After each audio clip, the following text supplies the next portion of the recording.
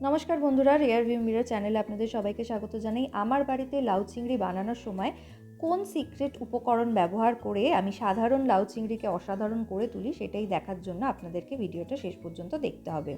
আমি এখানে একটা মাঝারি সাইজের লাউকে সরু সরু করে কেটে নিয়েছি। একটা ছোট বাটির এক বাটি চিংড়ি মাছ ভালোভাবে ধুয়ে লবণ আর গোলমরিচ গুঁড়ো মাখিয়ে রেখেছি। ফোড়নে আমি হাফ টিস্পুন সাদা জিরে, একটা শুকনো লঙ্কা, একটা তেজপাতা দিচ্ছি। গুঁড়ো মশলার মধ্যে সমস্ত উপকরণগুলো কিন্তু আমি এখানে 1 চা চামচ করে নিয়েছি, যেমন জিরে গুঁড়ো, হলুদ গুঁড়ো, কাশ্মীরি লঙ্কা গুঁড়ো, লবণ আর চিনি। আমি কিন্তু ধনে গুঁড়ো ব্যবহার করছি না। ইন্ডাকশানে আমি কড়াই বসিয়ে দিয়েছি।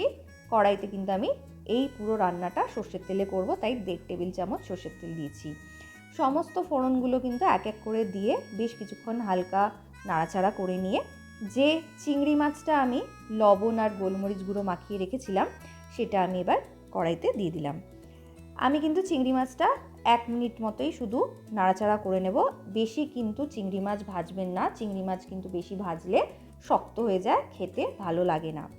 1 মিনিটের মতো চিংড়ি মাছটা ভালোভাবে নাড়াচাড়া করে নিয়েছি। তারপরে যে লাউটা আমি ভালোভাবে ধুয়ে কেটে রেখে দিয়েছিলাম সেই লাউয়ের টুকরোগুলো আমি দিয়ে দিলাম। বেশ কিছুক্ষণ নাড়াচাড়া করে নেব। নাড়াচাড়া করে আমি 2 থেকে 3 মিনিটের জন্য ঢাকা দিয়ে রেখে দিয়েছি। দেখুন লাউয়ের থেকে কিন্তু আস্তে আস্তে জল বেরোনো শুরু করে দিয়েছে। আমি কিন্তু হাই ফ্লেমেই লাউটাকে রান্না করছি। আপনারা চাইলে মিডিয়াম ফ্লেমেও করতে পারেন, কিন্তু হাই ফ্লেমে করলে ক্রমাগত নাড়তে থাকবেন। এবার যে শুকনো উপকরণ আছে সেই সমস্ত শুকনো উপকরণগুলো কিন্তু আমি লাউয়ের মধ্যে দিয়ে দিলাম। আবারও বেশ কিছুক্ষণ ধরে নাড়াচাড়া করে নিয়ে মশলার সাথে আমি 2 থেকে 3 মিনিটের জন্য ঢাকা দিয়ে রেখে দেব। এই রান্নাটা কিন্তু করা ভীষণ সহজ। যেহেতু কোনো রকম কোনো আদা, পেঁয়াজ, রসুন এর মধ্যে যাচ্ছে না, তাই একটি বিশেষ উপকরণ কিন্তু আমি এতে দেব, যার ফলেই কিন্তু এর স্বাদটা আরও সুস্বাদু হয়ে উঠবে। আমি 2 থেকে 3 মিনিট পর ঢাকাটা সরিয়ে নিয়েছি। দেখুন লাউয়ের থেকে কিন্তু জল বেরোনো শুরু করে দিয়েছে। বেশ ভালোভাবে কিন্তু এই সময় নাড়তে হবে। আপনারা চাইলে আরও অতিরিক্ত জল অ্যাড করতে পারেন, কিন্তু আমি আর এতে অতিরিক্ত কোনো জল অ্যাড করব না। লাউ থেকেই যে জলটা নিজস্ব বেরোচ্ছে সেই জলেই কিন্তু আমি পুরো লাউটা রান্না করছি। বেশ কিছুক্ষণ নাড়াচাড়া করে কিন্তু আমি আবার 3 মিনিটের জন্য ঢাকা দিয়ে রেখে দিয়েছিলাম। 3 মিনিট পর ঢাকাটা সরিয়ে নিয়েছি। দেখুন জলটা কিন্তু আস্তে আস্তে শুকিয়ে যাচ্ছে। এই সময় আমি এখানে 2টো কাঁচা লঙ্কা ফাটিয়ে দিয়ে দেব। কাঁচা লঙ্কাটা দিচ্ছি শুধুমাত্র বেশ সুন্দর একটা গন্ধের জন্য। আবারও বেশ কিছুক্ষণ একটু নাড়াচাড়া করে নিয়ে এবার আমি যে সিক্রেট উপকরণটা আছে সেটা দিয়ে দেব। সেটা হলো ডেসিকেটেড কোকোনাট। হ্যাঁ বন্ধুরা, আমি যেহেতু কোনো আদা, পেঁয়াজ, রসুন ব্যবহার করছি না, কিন্তু আমাকে যেহেতু রান্নাটা সুস্বাদু করে তুলতে হবে, তাই আমি এখানে ডেসিকেটেড কোকোনাটের ব্যবহার করছি।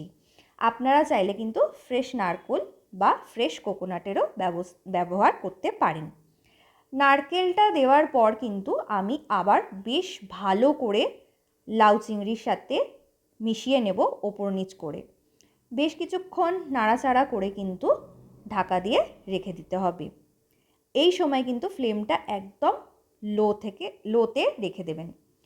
3 মিনিট পর ঢাকা সরিয়ে নিয়েছি। জল কিন্তু একদম টেনে নিয়েছে। এবার কিন্তু আর বেশি আমি এটাকে ফ্লেমে রাখবো না। আমি কিন্তু এবার ইন্ডাকশানটা বন্ধ করে দেব, কারণ আমার কিন্তু লাউ চিংড়ি একদম বানানো কমপ্লিট। আমি ইন্ডাকশানটা বন্ধ করে কিছুক্ষণের জন্য ঢাকা দিয়ে রেখে দিয়েছিলাম। আমি ওপর থেকে কিছু ধনেপাতা কুচি আর অল্প পরিমাণ ডেসিকেটেড কোকোনাট সাজানোর জন্য দিয়েছি। আপনারা চাইলে দিতে পারেন, আবার নাও দিতে পারেন, এটা কিন্তু অপশনাল। আমার আজকের রান্না কেমন লাগলো? গরম গরম ভাতের সাথে কিন্তু এইভাবে যদি লাউ চিংড়ি বানিয়ে পরিবেশন করেন তাহলে কিন্তু সবার খুব ভালো লাগবে। আমাকে কমেন্ট করে জানাতে কিন্তু একদম ভুলবেন না কেমন লাগলো আমার আজকের এই রেসিপিটি। আমার চ্যানেলের পাশে থাকার অনুরোধ রইল। ভিডিওগুলো ভালো লাগলে অবশ্যই সাবস্ক্রাইব করবেন।